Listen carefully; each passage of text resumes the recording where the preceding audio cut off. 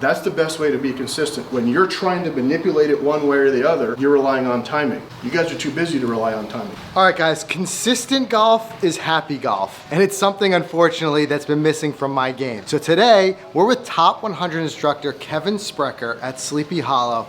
And Kevin, I've got kind of two paths here. Okay. And unfortunately, I've been bouncing back and forth, so I gotta come to you and see which one's right. And I think what it comes down to is my release.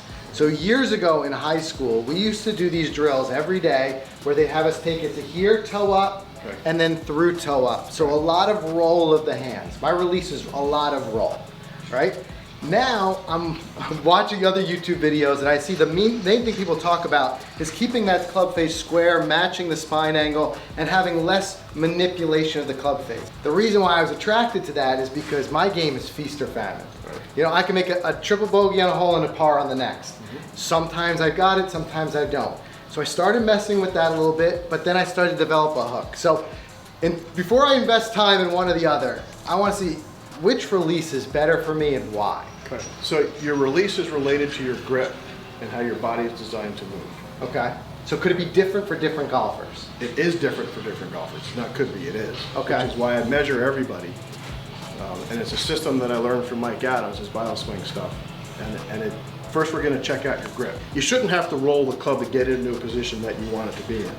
Your grip should just be on there, and then your grip will tell you, it'll show you how to hinge the club, and then it'll be in a position where it should be based upon how you move. Okay. All right, so put your hands together for me. Without the club, Without right? the club. And then go right hand slightly lower than left. There. Without moving your head or your shoulders, just bend your elbows and swing your hands to the right. Right, so what I'm looking at is how your elbow bends relative to the side of your body and it stays in front a little bit. Okay. Okay. And you can see how your palm faces up just a little bit. Mm-hmm. So you're what we call a side under position. Okay. If your elbow stayed way in front and did this, that'd be under. And some people go back and they go this way and that'd be on top. You can see how the elbow would change the hand position. Yes. Right? That's going to affect the release. If I exaggerate, if I go way under with my right hand, right, well, I'm going to release out to the right. Yeah. If I go left, I'm going to hit a pull. And if I put my right hand way on top, I'm going to release more to the left. And when we say release, we're talking about club path. Well, not so much the path, the face, and everything. The whole thing. Well, that also affects the backswing. The more under your hand goes, the more horizontal you hinge the club. Right, now see how my face gets shut when I do it? That tells me that it's not neutral. The more on top I go, the more I go diagonal and the face gets actually a little bit open. I'm a side cover. So I go on the side with a slight on top. So when I hinge it back, see my face is now square in that position. Yeah. So you can see if I went under, my face immediately went shut because my hand's going to go neutral. And that affects the face. Okay. Right, so now let's go back to your regular grip. Don't change anything. So just how I'm gripping the club right now. Yeah. This is my current grip. Yeah, so your current grip's pretty good. You're in a side under position.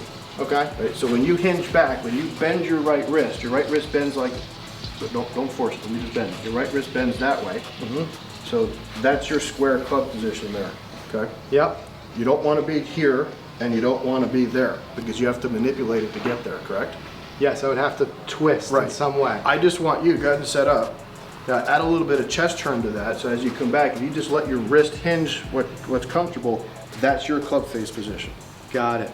So that's where it should So it's be. definitely looks to me further to the left than it was here. Yeah, that would be open because you manipulated it. Yeah, that's right. Right? So it's no manipulation, it's just turning the shoulders and letting it If I flip the switch in the back of your head right there, that turns your brain off. Okay. You just become an athlete, right? Don't watch it. Keep your eyes on the ground. You just turn back and let your wrists kind of feel natural. That's the best way to be consistent. When you're trying to manipulate it one way or the other, you're relying on timing. You guys are too busy to rely on timing. Most people are too busy to rely on timing. Right. And if you have a day job, you're not grinding on this like a tour player. Right. So you can't override that. So it's easier just to go with what your body's designed to do. Gotcha. Because I was even seeing like on the way down, like people cupping like this so I can get that club face. But all that is manipulation. I'm rotating and turning. They're just manipulating it. So you want as little manipulation as possible in that. That's the best way to be consistent. Yeah. Because you're moving the way your body is designed to move. That's what we're trying to do. There are some people that can override. If you're super talented, you can do things that your body is not geared up to do, but you got to practice it a lot. Right. You got to be doing it all the time. All the time. Yeah. Right. So for guys like myself who's maybe getting out playing 1-2 rounds of golf a week, timing is not the path. It's not the way to do it. Right. You want to rely on mechanics. So good setup, which is your grip, your posture, your balance, your ball position, your alignment, all that stuff. If that all is good, you have a chance to go. Right. But if you're starting out with a grip position that's incorrect, or a thought process that doesn't match the way you're set up, then things aren't matched. Yeah, I'm looking for matchups. Got it. So once we get set and I get into that position, at that point, as you said, turn the brain off and I'm just focusing on rotating. Just turn back, just let your, so do it again. So just turn My your chest like takeaway you're would look wrestling. like this. I like to keep my one piece kind of takeaway. I just do this. And then just let this set. There. So that's what your club face should look like. Gotcha. So just When right to when there. you look in the mirror, you'll see that it's slightly tilted forward like your spine, and it's kind of in line with your hands. Yeah. Now just hinge your wrist to the right. That's natural. Yeah. And Right, I so- see that same right. club face angle. Right, so now turn your hand way on top of the club. Just feel the difference. So like a strong, weaker grip. Yeah, Like this. on top, we're gonna call it. Okay. Because for somebody that's neutral. Got it. So we're not gonna call it weak, we're gonna call it on top. Now hinge your wrist, like you're That way. swinging to the right. Right? Now it's much more open. It the goes toes at higher. it toes open, it's at an angle because your hand wants to go this way. Right. So it opens it up. Now go way under, so go palm up. Now hinge it.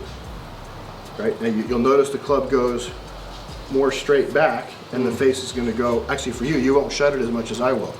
Right? So look at the difference in my face and your Yeah, face. yeah. You're a side under, so you don't close it very much. I'm a side cover, I'm gonna close it a lot.